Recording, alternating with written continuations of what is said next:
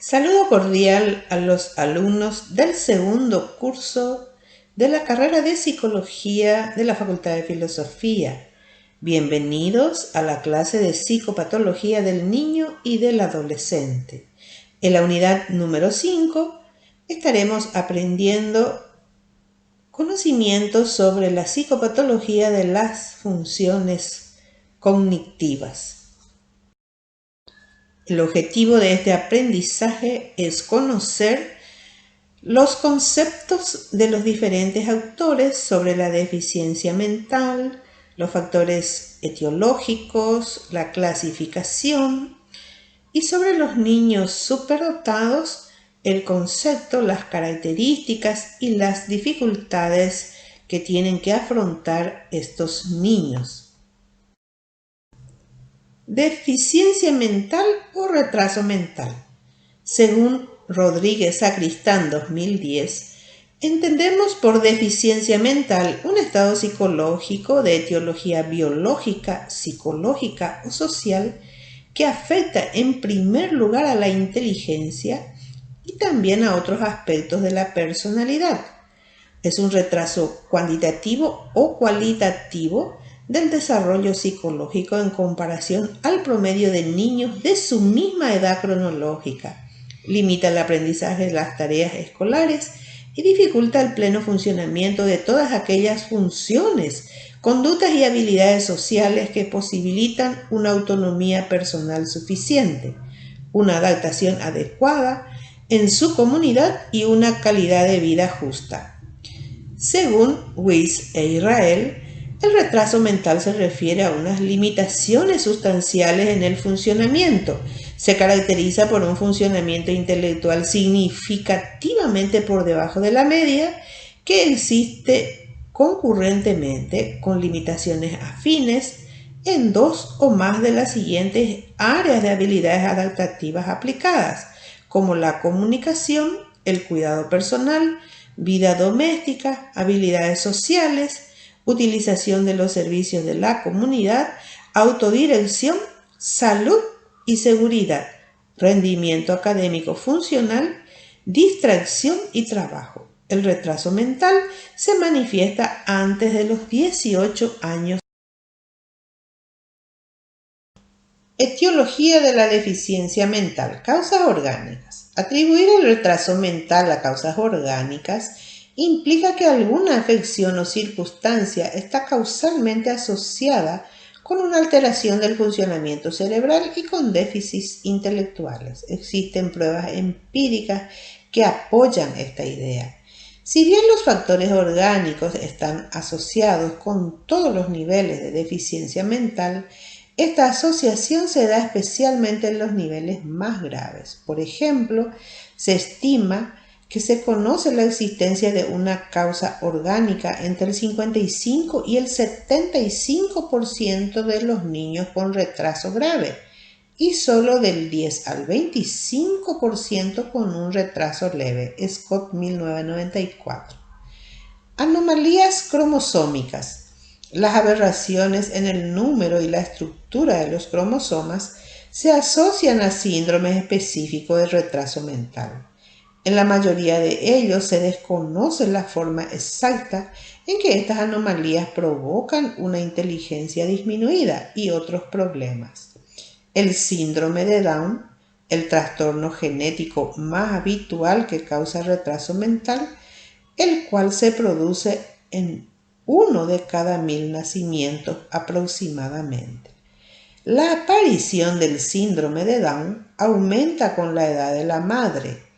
Se piensa que el aumento de la edad de la madre se relaciona con la no disyunción de los pares de cromosomas durante la meiosis, dando como resultado la trisomía en el par 21. Herencia a través de gen único. Existe un cierto número de síndromes específicos asociados al retraso mental que se heredan según patrones mendelianos de gen único. Muchos de los síndromes suponen un metabolismo deficiente en los que las capacidades empeoran gradualmente. A menudo están indicados genes recesivos a pesar de que se han encontrado patrones ligados al sexo y patrones de genes dominantes. Complicaciones prenatales. Complicaciones prenatales y durante el nacimiento, la exposición prenatal a enfermedades, productos químicos, fármacos, radiaciones, una mala alimentación o una incompatibilidad de RH puede poner en peligro el desarrollo intelectual del niño. Las complicaciones durante el parto que causen agnosia o lesiones también pueden tener efectos. Factores postnatales.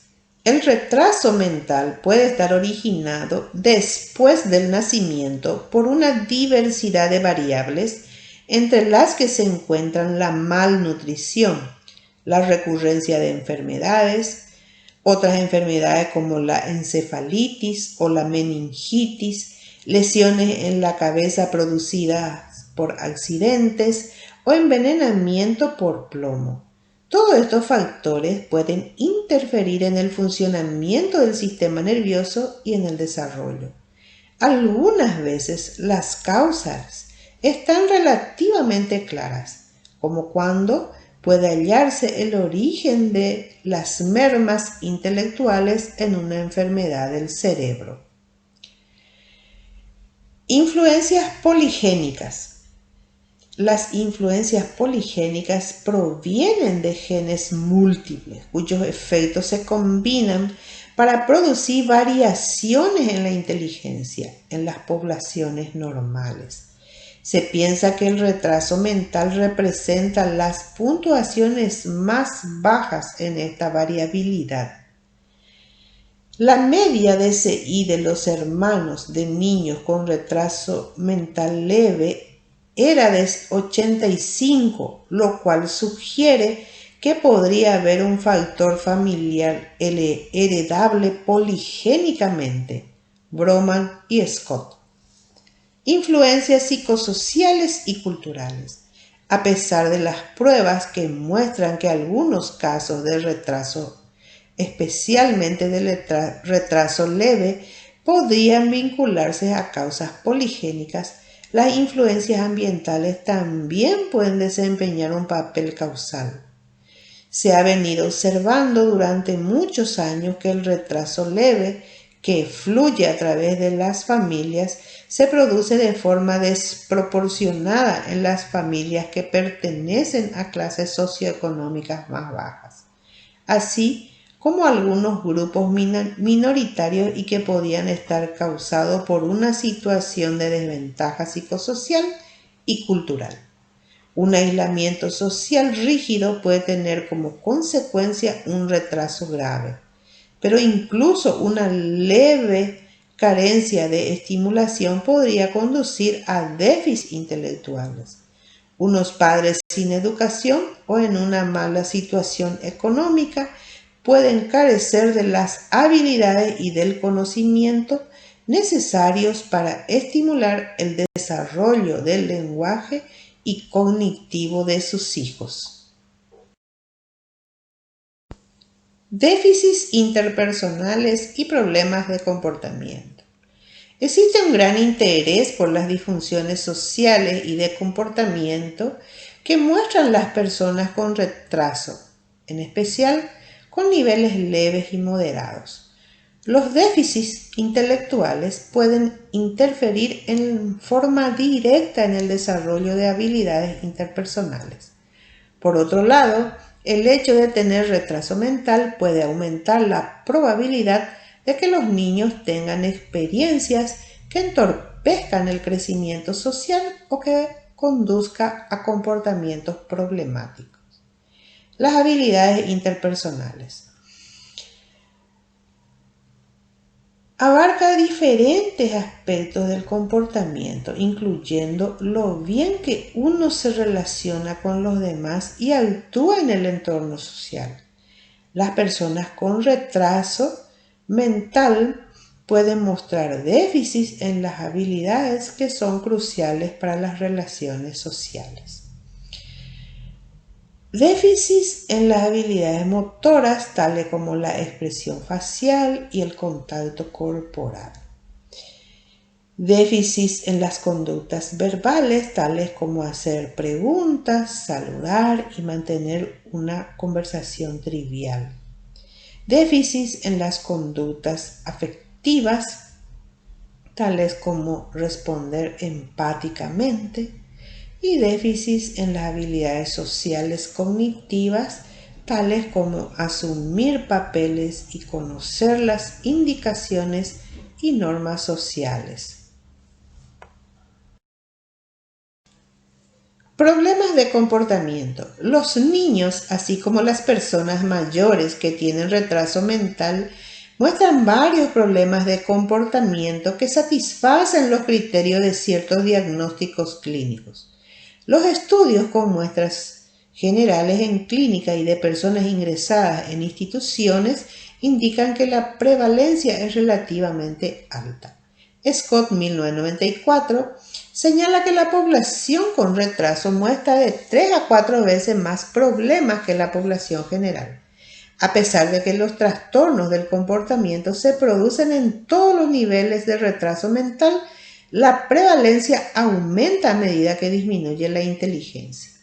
Sin embargo, en el retraso leve y moderado, los tipos de trastornos que se exhiben son parecidos a los que se encuentran en la población general. Se ha informado acerca de trastornos disociales, conductas de agresión, ansiedad, depresión, problemas de atención, hiperactividad, trastornos obsesivo-compulsivos, esquizofrenia, autismo, estereotipias y conducta autolesivas. Clasificación de la deficiencia mental. Deficiencia mental profunda. C inferior a 25. El nivel mental no supera los 2 o 3 años. Se observa en la primera infancia un retraso de todas las adquisiciones que permanecen incompletas.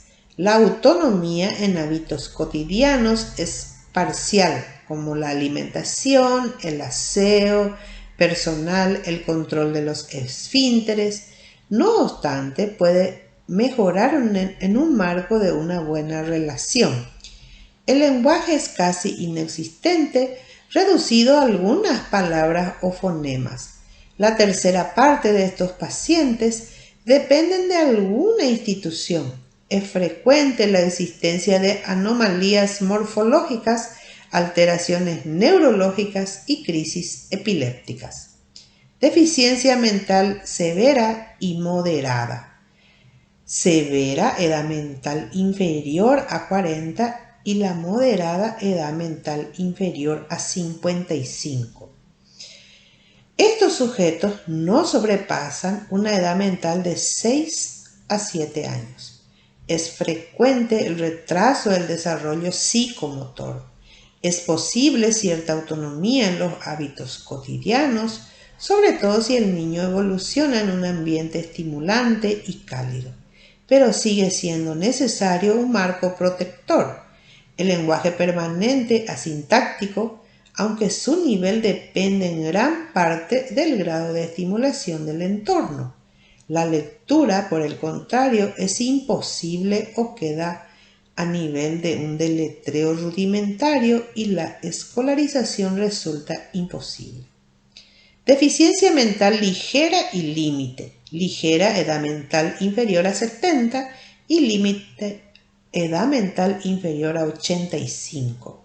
La escolaridad pasa a ser el criterio fundamental. El fracaso escolar caracteriza a estos niños que, hasta la entrada en la escuela, suelen tener un desarrollo psicomotor normal.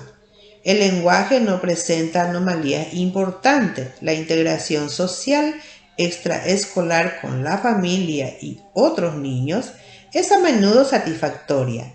Es raro encontrar anomalías somáticas asociadas.